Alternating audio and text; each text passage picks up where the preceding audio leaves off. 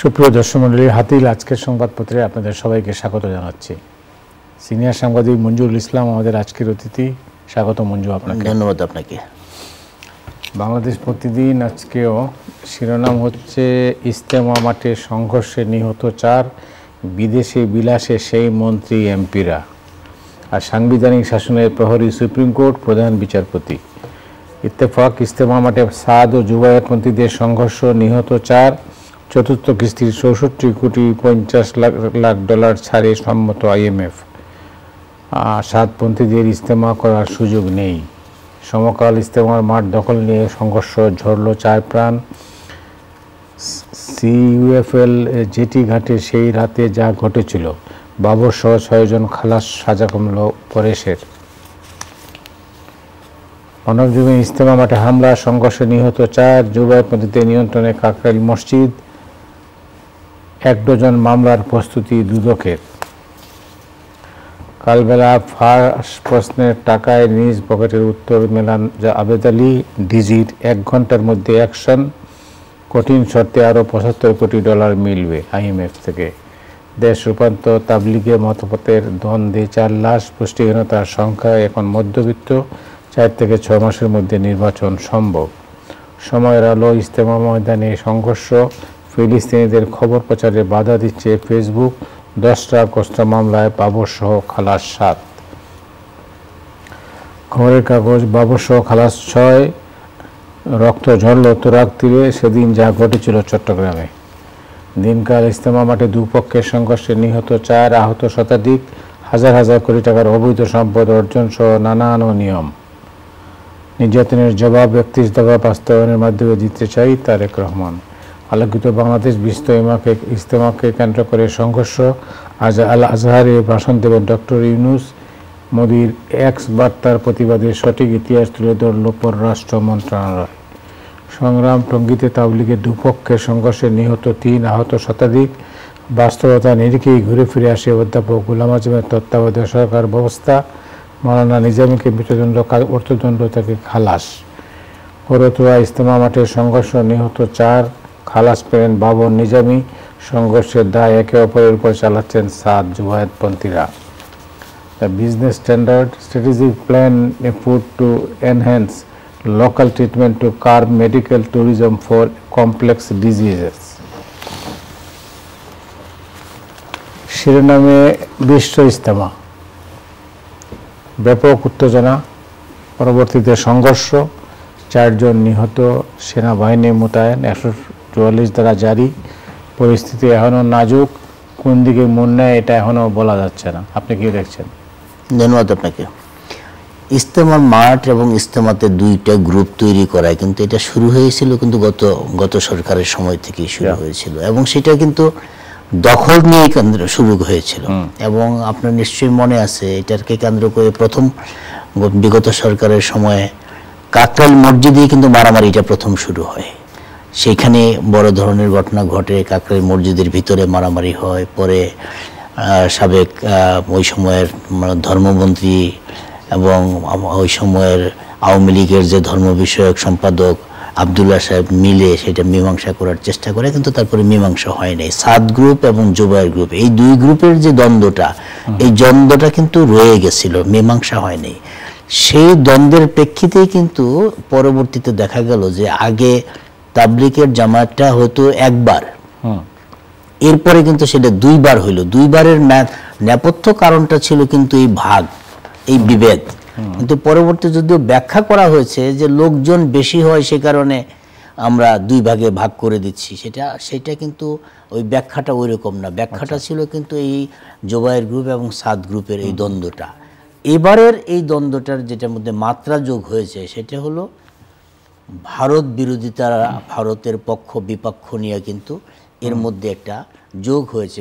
গতকাল স্বরাষ্ট্র উপদেষ্টার সাথে জুবায়ের গ্রুপের যে বৈঠক হয়েছে, সেই বৈঠকে কিন্তু পরিষ্কার বলা হয়েছে যে সাদ গ্রুপের যারা, তারা হলো সন্ত্রাসী সংগঠন। সুতরাং এটা হলো ভারতীয় এবং সন্ত্রাসী সংগঠন, তাদেরকে এনিহাও প্রতিহত করতে হবে, এবং যারা মৃত্যুবরণ করেছে, তার মৃত্যুবরণ যাদের কারণে করেছে তাদের শাস্তিমূলক ব্যবস্থা নিতে হবে। তো প্রশ্নটা হচ্ছে যে এই যে মারামারিটা হলো ধর্ম প্রচার করতে গিয়ে, ধর্মের কথা বলতে গিয়ে, এটা তো আমরা প্রত্যাশা করি না।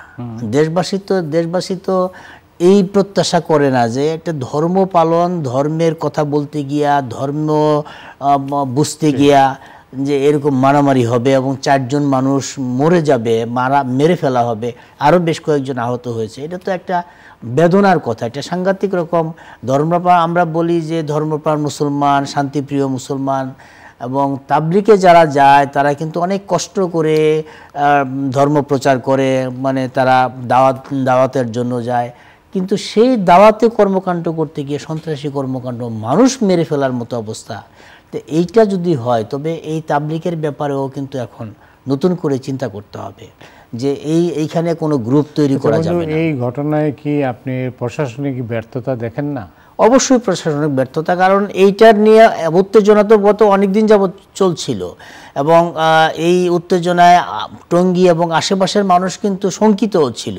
কিন্তু এখন বিষয়টা হলো যে ঘটলো কেন? ঘটলো এই জন্য, বাংলাদেশে তখন দেখেন মানে জুলাই বিপ্লবের পরে 5 আগস্টের পরে যতগুলো ঘটনা ঘটেছে ততগুলো ঘটনার কিন্তু কোনো গোয়েন্দা তথ্য নিয়ে কেউ কোনো কাজ করে নাই। এই যে ছাত্রদের যে আন্দোলন হলো, ট্রেনে হামলা হলো, তিতুমিরি কলেজের ছাত্ররা, আরও অনেকগুলো ঘটনা ঘটলো, একটারও কিন্তু গোয়েন্দা তথ্য ছিল না যে এরকম একটা কিছু ঘটতে পারে। টঙ্গী এবং গাজীপুরের আশেপাশের মানুষের মধ্যে, আশেপাশের যারা দোকানদার যারা আছে তারা বা বসবাসকারী, তারা কিন্তু শঙ্কিত হয়ে যাচ্ছিল যে এইবার কি না জানি হয়, এরকম যাবে হচ্ছে। কিন্তু এর মধ্যে প্রশাসনিক কোনো অ্যাকশান নাই। এর আগে 2 পক্ষকে নিয়ে বসা, এখন যে বসা হচ্ছে, যে এখন যে প্রশাসনিক উদ্যোগটা নেওয়া হচ্ছে যে আর্মি যাওয়া, এটা যাওয়া, মাঠ খালি করতে দেওয়া, এই ঘটনাটা ঘটতো না যদি প্রশাসনিকভাবে সঠিক সময়ে সঠিক উদ্যোগটা নেওয়া হতো। তার মানে কিন্তু এই বিরোধ যদি চলতেই থাকে তাইলে তাবলিগটা মানে বিশ্ব ইজতেমা হবে কিভাবে? না, এটা তো অনিশ্চিত হয়ে গেছে এখন, কারণ মাঠ তো খালি, মাঠ তো এখন সরকারের দখলে, আর্মির দখলে, প্রশাসনের দখলে। এখন যদি এরকম বিরোধ চলতে থাকে তবে তো বিশ্ব ইজতেমা অনিশ্চিত হয়েই যাবে। কিন্তু এখন এই বিরোধটা খুব সহজে মিটমাট হবে বলে আমার মনে হয় না, কারণ এই বিরোধকে কেন্দ্র করে অন্যরাও তো ঢুকে যাবে এর মধ্যে। যারা সুযোগ সন্ধানী আছে, যারা অপেক্ষায় আছে যে কোনো একটা সুযোগ, কোনো একটা ওসিলায় তৈরি হয় কিনা, তারা তো এই জায়গাটায় বসে থাকবে না। তো এই জায়গাটায় যখন ওই সুযোগ সন্ধানীরা ঢুকে যাবে তখন তো অনেক এর চেয়ে বড় ঘটনা ঘটবে। এবং এই যে 4 জন লোক যে মারা গেল গতকাল, যে সংঘর্ষটা হলো, এর মধ্যেও ওই গ্রুপ ঢুকে গেছে কিনা এটা তো আমরা বলতে পারবো না। এবং যদি সিসি ক্যামেরা থাকে, যদি ওই ফুটেজটা পাওয়া যায়, যদি ফুটেজটা নিয়ে গবেষণা করা যায়, তথ্য উপাত্ত নিয়ে যদি চিন্তা করা যায় যে আসলে এরা কারা, এরা কি আসলে তবলিগের লোক নাকি তবলিগের লোকের মধ্যে এরা ঢুকে গেছে, ঢুকে গিয়ে এই ঘটনাটা ঘটিয়েছে। যদিও আমরা দীর্ঘদিনের একটা শব্দ আছে যে গভীর ষড়যন্ত্র চলতেছে, গভীর ষড়যন্ত্রের মধ্যে যাওয়ার দরকার নাই, অগভীর ষড়যন্ত্রের মধ্যেই আমরা থাকি। যে এই যে ষড়যন্ত্র, এখানে 2 গ্রুপ হয়ে গেছে, মারামারির আশঙ্কা আছে, সরকারের পক্ষ থেকে যদি অগভীর ষড়যন্ত্র চিন্তা করেও যদি আগানো হতো যে ঠিক আছে এইটা এইভাবে করতে দেওয়া যাবে না, মিটমাট করে দেওয়া, অথবা 2 গ্রুপকে যাতে সংঘর্ষের মধ্যে না হয় ওইরকম একটা ব্যবস্থা করা, তখন হয়তো এই রক্তক্ষয়ী ঘটনাটা ঘটতো না, প্রাণহানির মতো এইরকম ঘটনা ঘটতো না। তবে এখন আমাদের ভাবতে হবে যে বিশ্ব ইজতেমাকে কেন্দ্র করে এরকম যে অবস্থাটা তৈরি হচ্ছে, যাতে ভবিষ্যতে আর এরকম ব্যবস্থা তৈরি না হয়, আগে থেকেই প্রিপেয়ার মেজার নেওয়া দরকার। বিষয়টা তো শুধু লোকাল না, এটা আন্তর্জাতিক। এবং বাইরের দুনিয়ায় কি বার্তাটা গেল? বাইরের দুনিয়ার 2টা বার্তা গেছে। একটা হলো বাংলাদেশের সম্পর্কে যে একটা নেতিবাচক প্রচারণা, সেটা আরও এস্টাবলিশড হলো। আরেকটা এস্টাবলিশ হলো এই দেশের ধর্মকর্ম এবং ধর্মপ্রাণ মানুষকে কেন্দ্র করে একটি মহল যে দীর্ঘদিন যাবৎ দাড়ি টুপি এবং হিজাব পরলেই যে জঙ্গি বানানোর একটা মানে নাটক চলছিল গত 15 বছরে, সেইটা আরেকবার প্রমাণ হলো যে এই দাড়ি টুপি যাদের আছে তারা এরকম মারামারি করে, এরকম একটা মেসেজ সারা বিশ্বে গেল। এবং এই খবরটা দেখবেন সারা পৃথিবীতে যত ওয়েস্টার্ন মিডিয়া আমরা যত দেখব সব জায়গায় কিন্তু খুব এটা হাইলাইট করে প্রচার করা হবে। এতে করে বাংলাদেশের ইমেজ তো নষ্ট হলো, কিন্তু মুসলমানদের ইমেজ আরও বেশি নষ্ট হলো, যে মুসলমানরা নিজেরা ধর্মকর্ম করতে গিয়ে এরকম মারামারি করে প্রাণহানির ঘটনা ঘটে। এবার আসি অন্য প্রসঙ্গে, এটা হচ্ছে যে আপনাদের কাগজ নেই, মানে বাংলাদেশ প্রতিদিনের শিরোনামটা দেখছিলাম, তো তত্ত্বাবধায়ক ফিরবে যে প্রক্রিয়ায়, অর্থাৎ এই তত্ত্বাবধায়ক ফেরার ব্যাপারটা তো আদালতের একটা রায় পাওয়া গেছে, সেই রায় থেকে এখন মোটামুটি তত্ত্বাবধায়কই ফিরছে, কিন্তু আপনারা বলেছেন যে প্রক্রিয়ায়, সেটা যদি আমি পড়তে পারি না, আপনার কি ধারণা আছে? যে প্রক্রিয়াটা হলো আরেকটা রিট পিটিশন কিন্তু এখন পেন্ডিং আছে 19 তারিখে, 19শে জানুয়ারি, সেই 19শে জানুয়ারির ওই রিট পিটিশনটা যখন শুনানি শেষ হয়ে এটা সলভ হয়ে যাবে, তখন কিন্তু তত্ত্বাবধায়কটা ফিরে যাবে, আগের অবস্থায় ফিরে যাবে। যেহেতু তত্ত্বাবধায়ক অবস্থাটা পঞ্চদশ সংশোধনীর যেই অংশটা আছে 54টা ধারার মধ্যে ভাইটাল যে অংশটা তত্ত্বাবধায়ক বিষয়টি নিয়ে, এটা কিন্তু সেটেল হয়ে গেছে গত পরশু দিনের মানে আদালতের সিদ্ধান্তে। এখন শুধু আরেকটা স্টেপ আছে, আরেকটা রিট পিটিশনের আপিলের বা একটা হিয়ারিং হবে, সেটা হলেই কিন্তু হয়ে যাবে। এখন প্রশ্নটা হলো যে আমরা তত্ত্বাবধায়ক সরকারের যে ব্যবস্থাটা, সেই ব্যবস্থাটা আমরা কোন পর্যায়ে নিব?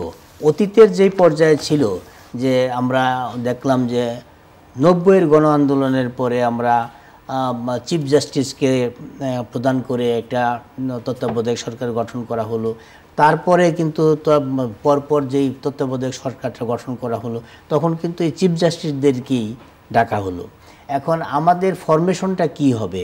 সেই ফরমেশনটা এখন তারা আমাদের সংবিধানে, আমাদের এই নতুন তত্ত্বাবধায়ক সরকারের যে নতুন গঠন হবে সংবিধানের মধ্যে যদি এটি অন্তর্ভুক্ত হয়, সেইটা কোন ফরমেশনে হবে? চিফ জাস্টিসরা যাবে, নাকি এই অন্তর্বর্তীকালীন সরকার গঠন করার জন্য অথবা তত্ত্বাবধায়ক সরকার গঠন করার জন্য এরকম কোনো সার্চ কমিটি গঠন করা হবে? কোন প্রক্রিয়ায় তত্ত্বাবধায়ক সরকারটা হবে, সেটা একটা বিষয়। আরেকটা বিষয় হলো যে তত্ত্বাবধায়ক সরকারের যে ফর্মুলাটা, যেটা আমরা দীর্ঘদিন যাবৎ দেখে আসছিলাম, এবং পঞ্চদশ সংশোধনের আগের যে অবস্থাটা ছিল, যে আরও 2টা নির্বাচন তত্ত্বাবধায়ক সরকারের অধীনে হতে পারত, যেটা বিগত প্রধানমন্ত্রী নিজের সিদ্ধান্তে, একক সিদ্ধান্তে সেটা বাতিল করে দিয়েছেন। এবং সেই জায়গাটায় গত সময়ের যে খায়রুল হক সাহেব, চিফ জাস্টিস সাহেব, তিনি যেই কাজটা করেছেন, সেই কাজটা কিন্তু বাংলাদেশের ইতিহাসে বাংলাদেশের নির্বাচনী ব্যবস্থা, গণতান্ত্রিক ব্যবস্থাকে ধ্বংস করার জন্য উনি কিন্তু অত্যন্ত গুরুত্বপূর্ণ ভূমিকা পালন করেছেন। সেই জন্যই বর্তমান অ্যাটর্নি জেনারেল বলেছেন যে চিফ জাস্টিস খায়রুল হকের বিচার হওয়া উচিত। আপনি কি মনে করেন এটা ছিল পরিকল্পিত? এটা পরিকল্পিত ছিল। আর এক হলো পরিকল্পিত, আরেকটা হলো প্রধানমন্ত্রী বিগত সময়, গত 15 বছরে তিনি যেটা ইচ্ছা প্রকাশ করতেন, সেটাই কিন্তু আদালতের মাধ্যমে ঘুরিয়ে তার ইচ্ছাটা প্রকাশ করা হতো। যতগুলা আপনি দেখেন গুরুত্বপূর্ণ সিদ্ধান্ত যতগুলা হয়েছে, এই যে ফাঁসির আদেশ দেওয়া, কাকে কাকে কিভাবে দিবে, কাকে কাকে কোন মামলায় আটকানো হবে, কিভাবে করবে, যতগুলা ঘটনা ঘটেছে গত 15 বছরে, এই যে আপনার গতকালকের যে মামলার একটা 10 ট্রাক মামলার ঘটনাটা ঘটেছে, এগুলো কিন্তু সবগুলো একটা পরিকল্পিতভাবে যেভাবে যে সরকার চেয়েছে সেভাবে কিন্তু রায়টা হয়েছে। রায়ের এখন যে প্রশ্নটা আমাদের স্বাভাবিকভাবে আসে, এই যে রায়গুলো একটা একটা করে বাতিল হয়ে যাচ্ছে, বলা হচ্ছে মামলা থেকে খালাস দেওয়া হচ্ছে, ওই রাজনৈতিকভাবে এই মামলাগুলো দেওয়া হচ্ছে, এই যে একটা একটা করে বড় বড় মামলা থেকে খালাস পেয়ে যাচ্ছেন। তো এখন ওই সময়ের যে বিচার ব্যবস্থা, হয় ওই বিচার ব্যবস্থাটা মানে দলীয় প্রভাবপূর্ণ ছিল, অথবা এখনকার যে বিচার ব্যবস্থাটা সেটার কারো কোনো প্রভাব নাই, এইভাবে আমরা মূল্যায়ন করতে পারি। কারণ প্রভাব না থাকার কারণেই দেখা গেল যে এখন বিচার ব্যবস্থার উপর কারো কোনো প্রভাব নেই, বিচার ব্যবস্থার উপর বিচার ব্যবস্থারই কিন্তু প্রভাব আছে। সেই জায়গাটায় এখন কিন্তু তারা সবাই বলতেছে যে আইনের শাসন এবং বিচারের দ্বারটা উন্মুক্ত হয়ে গেছে, সেই কারণে আমরা প্রপার বিচারটা পাচ্ছি, সঠিক বিচারটা পাচ্ছি। আমার মনে হয় এই প্রেক্ষাপটেই মাননীয় প্রধান বিচারপতি সৈয়দ রেফাত আহমেদ তিনি বলছেন যে সাংবিধানিক শাসনের প্রহরী হচ্ছে সুপ্রিম কোর্ট। অবশ্যই তিনি একদম যথাযথ বলেছেন, কারণ আমাদের শেষ ঠিকানা কিন্তু সুপ্রিম কোর্ট। কারণ এই যে আমাদের এখনকার অন্তর্বর্তীকালীন সরকার, যে প্রক্রিয়ার মধ্যে আমাদের অন্তর্বর্তীকালীন সরকারটা গঠন করা হয়েছে, সেটাও কিন্তু সুপ্রিম কোর্টের ভার্ডিকের ভিত্তিতেই। কারণ এই আলোচনাটা আমরা করতেই পারতাম না যদি অন্তর্বর্তীকালীন সরকারের গঠনের প্রক্রিয়ায় যদি আদালত কোনো একটা ফর্মুলা বের করে না দিত। সেই ফর্মুলার ভিত্তিতে কিন্তু আজকে অন্তর্বর্তীকালীন সরকার হয়েছে, যেটা পঞ্চদশ সংশোধনের ওই অংশটা তত্ত্বাবধায়ক সরকারের বিষয়টা সেটেল হয়ে যাওয়ার পরে যেটা এখন বলা হচ্ছে যে এই অন্তর্বর্তীকালীন সরকারটাও কিন্তু তত্ত্বাবধায়ক সরকারের নাম পরিবর্তন হয়ে যেতে পারে এবং সেইভাবেই কিন্তু আগাচ্ছে। এখন প্রধান বিচারপতি যে কথাটা বলেছেন, তিনি শুধু বিবেকের তাড়নায় এই কথাটা বলেন নাই, তিনি রাষ্ট্রের গুরুত্বপূর্ণ একটি স্তম্ভের যে দায়িত্বে আছেন, সেই স্তম্ভটা কতটা শক্ত হলে এই কথাটা তিনি মনে প্রাণে ধারণ করে কথাটা বলতে পারেন। এই একটা পদ তখনই অলঙ্কৃত হয় যখন ওই পদে যিনি থাকেন, যিনি ওই চেয়ারটার মধ্যে বসেন অথবা চেয়ারটা হোল্ড করেন, সেই মানুষটা যদি সৎ থাকে, সেই মানুষটা যদি আইনের প্রতি শ্রদ্ধাশীল থাকে, সেই মানুষটা যদি দেশের মানুষের প্রতি শ্রদ্ধাশীল থাকে, তবেই কিন্তু ওই মানুষটা ওই চেয়ারটাকে অলঙ্কিত করতে পারে। আর যদি সেই মানুষটা দলীয় দাস হয়ে যায়, দল দাস হয়ে যায়, দলকানা হয়ে যায়, তবে খায়রুল হকদের মতো এরকম বিচারপতির জন্ম হয়, যার বিচার চাওয়ার জন্য অ্যাটর্নি জেনারেল এখন তার বিচার দাবি করতে পারেন। এটা বাংলাদেশের ইতিহাসে কিন্তু এটা কলঙ্ক যে অ্যাটর্নি জেনারেল সাবেক প্রধান বিচারপতির বিচার দাবি করছেন। এটা কিন্তু একটা ওই বিচারপতির জন্য এবং ওই সময়ের বিচার ব্যবস্থার জন্য কিন্তু একটা কলঙ্ক। আমি মনে করি যে উনি বর্তমান প্রধান বিচারপতি সঠিক সময়ে সঠিক কথাটা বলেছেন এবং সুপ্রিম কোর্ট যে গার্ডিয়ান সুলভ কথাটা তিনি বলেছেন। আমি তার এই কথাটাকে সম্মানের সাথে, শ্রদ্ধার সাথে এই কথাটাকে আমি সম্মান করি, শ্রদ্ধা করি। আপনার আরেকটা রিপোর্ট আসছে, যেটা হচ্ছে কিস্তি পরিশোধ না করায় 2 সন্তান সহ নারী গ্রেপ্তার সাভারে। এটা সারা দেশে একই চিত্র আছে। সারা দেশে একই চিত্র, মানুষের মধ্যে কিন্তু অভাব আছে। কারণ আমাদের স্বপ্ন ছিল কি? স্বপ্ন ছিল যে 15 বছরে একটা ফ্যাসিস্ট সরকার, এই সরকার নানাভাবে মানুষকে নিষ্পেষিত করেছে। তার মধ্যে অন্যতম একটা নিষ্পেষণ ছিল সিন্ডিকেট, দ্রব্যমূল্য নিয়ে, নিত্যপণ্য নিয়ে যে সিন্ডিকেটটা ছিল, সব জায়গায় এই সিন্ডিকেটের কারণে কিন্তু দেশের সাধারণ মানুষের মধ্যে একটা অশান্তি ছিল, অস্বস্তি ছিল, কেউ কিন্তু বলার সাহস পেত না। কিন্তু একটা বিপ্লবের পরে, জুলাই বিপ্লবের পরে, 5 আগস্টের পরে যেই সরকার গঠন হলো, সবার প্রত্যাশা ছিল অন্তত এই সিন্ডিকেটটা ভাঙবে, মানুষের মধ্যে জিনিসপত্রের দাম অন্তত কমবে, মানুষ কিছুটা স্বস্তিতে থাকবে। কিন্তু দেখা গেল সিন্ডিকেটটা ভাঙে নাই, সিন্ডিকেটটা রয়ে গেছে, শুধু লোক পরিবর্তন হয়েছে। এর মধ্যে আবার শোনা যায় যে আগে যারা 50 টাকা চাঁদা নিত, এখন সেই জায়গায় 100 টাকা চাঁদা নিচ্ছে। কারণ বাজারের যে সিন্ডিকেটে এতদিন বলা হতো যে সাবেক হোম মিনিস্টারের নেতৃত্বে কারণ বাজারে চাঁদাবাজি হতো, এখন কিন্তু সাবেক হোম মিনিস্টার নাই, কামাল সাহেব নাই, এখন জামাল সাহেবরা কারণ বাজারের দায়িত্ব, শুধু হাত বদল হয়েছে। তো সব জায়গায় যখন সিন্ডিকেটটা হলো, তো এখন ধরেন 70 টাকা 80 টাকার নিচে আলু কিনতে পাওয়া যাচ্ছে না, জিনিসপত্রের দাম এমনিতেই বেড়ে যাচ্ছে। তো অভাবে মানুষের কিন্তু ত্রাহি অবস্থা। আর কিছু টাকা তো ঘরে আছে, বহু মানুষের কিছু টাকা কিন্তু ঘরে ঢুকে গেছে, কিছু টাকা বিদেশে পাচার হয়ে গেছে। আর ব্যবসায়ীরা হাত গুটায় বসে আছে, ব্যবসায়ীরা ব্যবসা করছে না, ম্যাক্সিমাম ব্যবসায়ীরা এখন হাত গুটায় বসে আছে। কারণ ব্যাংক এলসি দিতে পারতেছে না, নিত্যপণ্য আনতে পারতেছে না, ব্যবসায়ীদের ব্যাংক অ্যাকাউন্ট ফ্রিজ হয়ে রয়েছে, ব্যক্তিগত ব্যাংক অ্যাকাউন্ট, প্রতিষ্ঠানের ব্যাংক অ্যাকাউন্ট ফ্রিজ হয়ে রয়েছে, অনেক শিল্প কারখানা ইতিমধ্যে বন্ধ হয়ে গেছে। গার্মেন্টসের আনরেস্টটা কিন্তু এখনও দূর হচ্ছে না।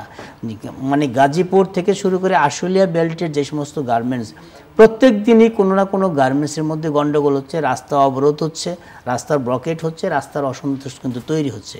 তো এই যে একটা গার্মেন্টসে যদি অশান্তি তৈরি হয়, এই গার্মেন্টসে 1000, 1500, 200, 2000, 3000 লোক কাজ করে, তাদের ফ্যামিলি আছে, এটার তো একটা প্রভাব আছে। সব মিলিয়ে সারা দেশে কিন্তু 2 সন্তান সহ নারী গ্রেপ্তার, এটা কি মানে হাজার কোটি টাকা নিয়ে যারা চলে গেল তাদের কোনো বিচার হচ্ছে না।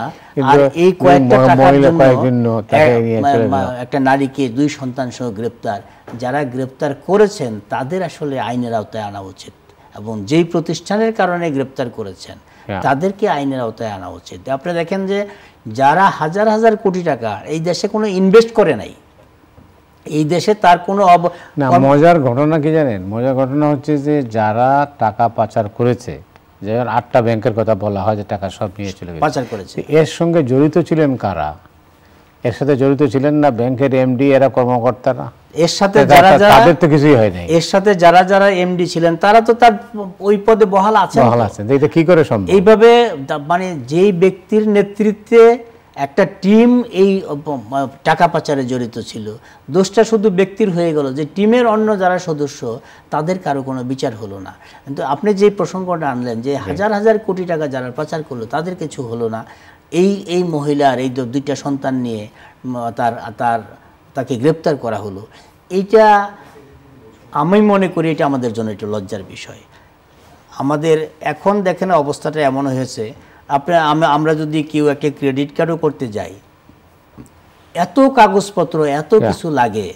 হয়তো দেখা গেল যে ক্রেডিট কার্ডের লিমিট হতো 1 লাখ টাকা 2 লাখ টাকা, কিন্তু কাগজপত্র দিতে দিতে যান শেষ। কিন্তু যে সমস্ত হাজার হাজার কোটি টাকা যারা লুট করেছে তাদের কিন্তু কোনো কাগজপত্র লাগে নাই, টাকা লুট করে নিয়ে গেছে।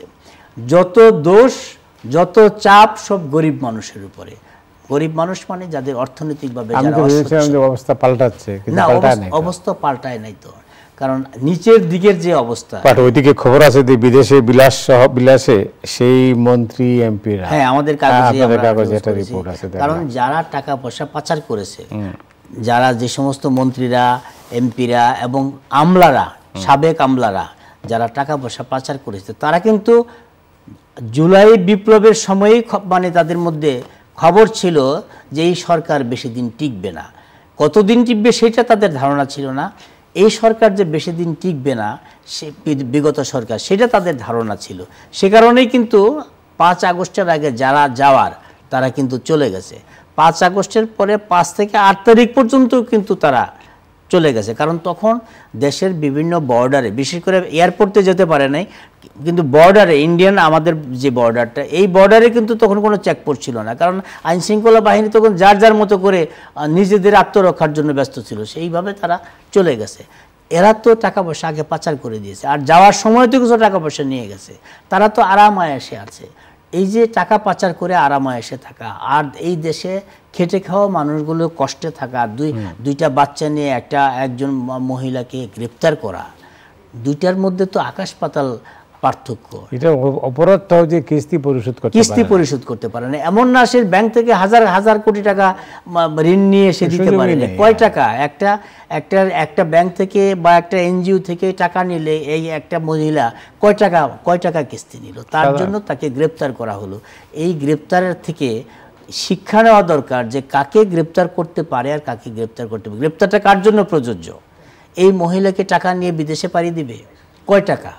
তো যে বিদেশে পাড়ি দিবে না, যে দিনান্তে পান্তাপুরায় সংসার চালাচ্ছে, আপনি তাকে গ্রেপ্তার করলেন, আর যে ব্যাংক খালি করে দিয়ে টাকা নিয়ে চলে গেল তাকে আপনি চোখে দেখলেন না। এইটা আমরা এখন আইনের শাসন নিয়ে আছি আর কি, এই অবস্থায়। যাই হোক, আমি দেখছিলাম দেশ রূপান্তর এবং সব কাগজেই আছে সব স্টোরিটা, মুক্তিযুদ্ধ মন্ত্রণালয়ের অধীনে হবে জুলাই গণ অভ্যুত্থান অধিদপ্তর। জুলাই গণ অভ্যুত্থান অধিদপ্তর এটা আসলে হওয়া দরকার আমি মনে করি, কারণ এটা একটা বড় ঘটনা বাংলাদেশের ইতিহাসে। এটা বারবার ঘটবে না। আর বাংলাদেশের ইতিহাসে স্বাধীনতা যুদ্ধ ছাড়া এত মানুষের জীবন আর যায় নাই, এত মানুষ পঙ্গু হয় নাই, এত মানুষ আহত হয় নাই, এত মানুষ সর্বশান্ত হয় নাই। কিন্তু স্বাধীনতা যুদ্ধের পরে আমাদের এই আরেকটা বিপ্লব ঘটলো যেখানে মানুষের প্রাণহানি অনেক বেশি হয়েছে। তো সেই কারণে এটা আসলে হওয়া উচিত। তবে অধিদপ্তর হওয়া মানে এই না যে কিছু লোককে আমি এই জায়গায় বসাবো, কেউ ডিজি হবে, কেউ ডাইরেক্টর হবে, কেউ এইটা নিয়ে এইটার একটা চাকরির জায়গা হবে।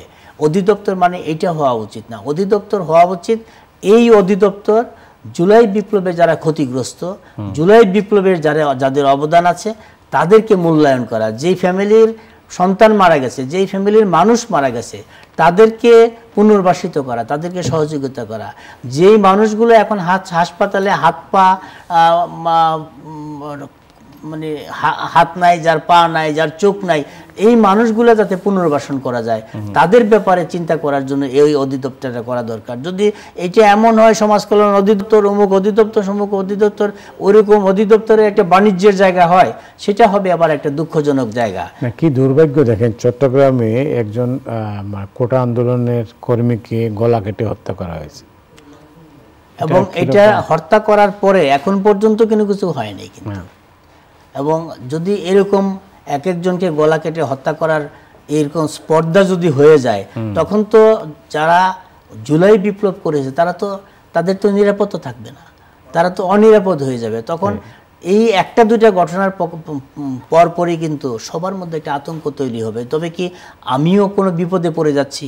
তো জুলাই বিপ্লব যারা করেছে তারা যদি আতঙ্কিত অবস্থায় থাকে, আর জুলাই বিপ্লবের ধারে কাছে যারা ছিল না, যারা বিপ্লবের ধারে কাছে ছিল না, তারা সরকারের উপদেষ্টা হয়ে বসে আছে।